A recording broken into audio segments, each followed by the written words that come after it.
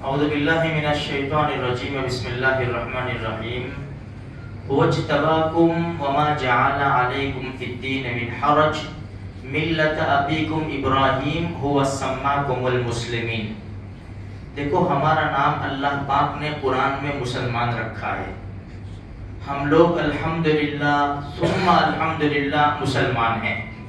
اللہ اسلام کے اوپر زندہ رکھے اور اسی کے اوپر موت ہمیں نصیب فرما دے۔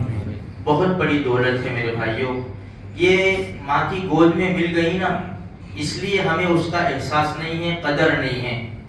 بلال حبشی رضی اللہ تعالیٰ عنہ نے بڑی مار کھائی، صہیب رومی رضی اللہ تعالیٰ عنہ نے بڑی مار کھائی، حضرت سمیہ اور ان کی فیملی اور کتنے صحابہ کرام کو تڑپایا گیا، لیکن اپنے دین کے اوپر انہوں نے آنچ نہیں آنے دی، اس لیے کہ بڑی مجاہدے سے، جد و جہد سے انہوں نے ایمان حاصل کیا تھا اور اس کے اوپر محنت کی تھی۔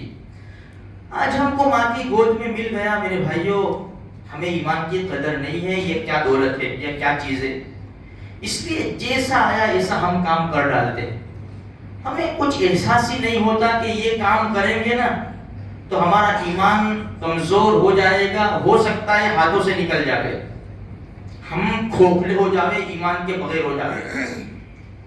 بہت زیادہ ڈر ہے اس حالات کے اندر، کیونکہ لوگ عہدوں کی خاطر، زمین کے ٹکڑوں کے خاطر، دنیا کے کھوٹے سکوں کی خاطر، مرتبوں کے لیے، عزتوں کے لیے لوگ ایسے کام کر ڈالتے ہیں نا میرے بھائیوں جس کو شریعت بالکل پسند نہیں کرتی ہے۔ اللہ اور اس کے رسول جن کاموں سے ناراض ہو جاتے تھے وہ کام مسلمان کر بیٹھتا ہے۔ دیکھو کئی بار ہمارے سامنے قل یا ایھا الکافرون کی صورت آئی، لکم دینکم ولی دین، بھائی تمہارے لیے تمہارا دین جاؤ اور ہمارے لیے ہمارا دین مبارک ہے۔ اللہ کے رسول کے پاس آئے تھے نا، ایک سال تم ہمارے معبودوں کی عبادت کرو، ایک سال ہم تمہارے معبود کی عبادت کریں گے۔ اخیر میں انہوں نے کیا کہا پتہ ہے؟ مشرکین مکہ نے، محمد ایسا کرو کہ صرف ہاتھ لگا دو، ہمارے بت کے اوپر ہاتھ لگا دو صرف، بس کام بن جائے گا۔ چلو تھوڑی دیر کے لیے مان لو، ہمارے نبی نے تو نہیں کہا نا کچھ، اگر ہاتھ لگا دیتے تو کیا ہوتا؟ یہ دنیا اس کو کیا کر لیتی کہ نبی نے ہاتھ لگایا تو ہم ہاتھ بنائیں گے تو کیا فرق پڑے گا، ہے نا؟ صرف ہاتھ لگا دو، شریعت نے اس کو بھی برداشت نہیں کیا۔ اللہ نے جبریل کو بھیجا کہ نہیں ہو سکتا، یہ کبھی بھی نہیں ہو سکتا، لکم دینکم ولی دین۔ دیکھو ربیع الاول کا مہینہ بھی شروع ہو رہا ہے میرے بھائیوں، اور یہ ان لوگوں کے دن بھی چل رہے، ہم کیوں دھیان دے رہے؟ ہم اپنے نبی کی سیرت کے اوپر دھیان دے رہے ہیں۔ آپ کو ایک بات بتاؤں، یہ عرب کا خطہ ہے نا، عرب کا خطہ، یہ ابراہیم اسماعیل علیہ السلام کی محنت سے دین کے اوپر تھا۔ بہت نسلیں، عرب کے اندر ایک آدمی پیدا ہوا، عمرو ابن لحی، یہ پیدا ہوا، بڑے اچھے گھرانے کا تھا، معزز گھرانے کا تھا، اس کی پرورش بڑی اچھی ہوئی، لیکن وہ کہتے ہیں نا اللہ جسے ہدایت دینا چاہے نا اسے ہی ہدایت دیتا ہے، اور جسے اللہ گمراہ کرنا چاہے نا اسے گمراہ کر دیتا ہے، چاہے کتنا بڑا آدمی ہونا ہے۔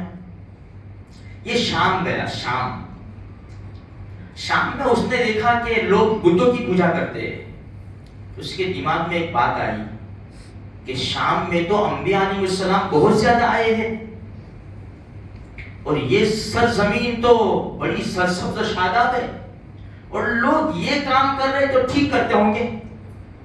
تو وہاں سے یہ ایک بت لے کر آیا جس کا نام ہبل تھا، ہبل مکہ میں تھا، لات، عزا، منات، ہبل، تو یہ ہبل وہاں سے لے کر آیا تھا۔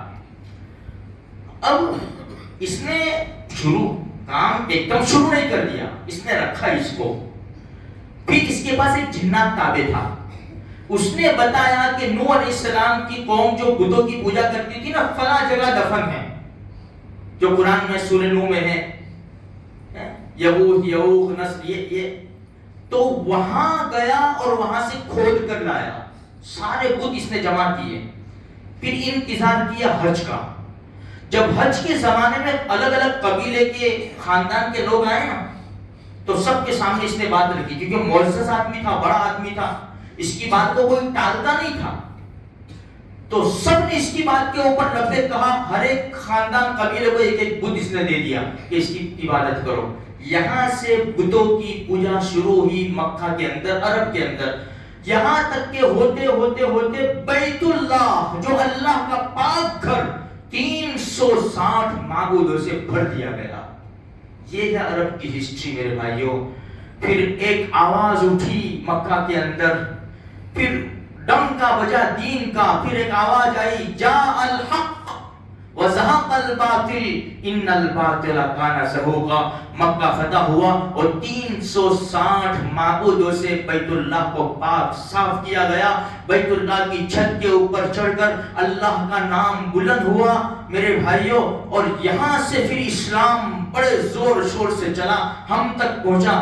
اگر ہم نے اس کی قدر نہ کی اور ہم نے دنیا کے چند کھوٹے سکوں کے خاطر ہم نے ان کی خوش کرنے کے لیے، ان کو خوش کرنے کے لیے تھوڑا سا بھی آگے پیچھے کام کر لیا، عزتیں کر لی، احترام کر لیا، ان کا ویلکم کیا، یاد رکھو اللہ بھی ناراض ہو جائے گا، اللہ کے رسول بھی ناراض ہو جائیں گے، اور ہو سکتا ہے ہم ایمان سے کولے ہو جاوے. اللہ میری بھی، آپ کی بھی اور سارے مسلمانوں کی حفاظت فرماوے.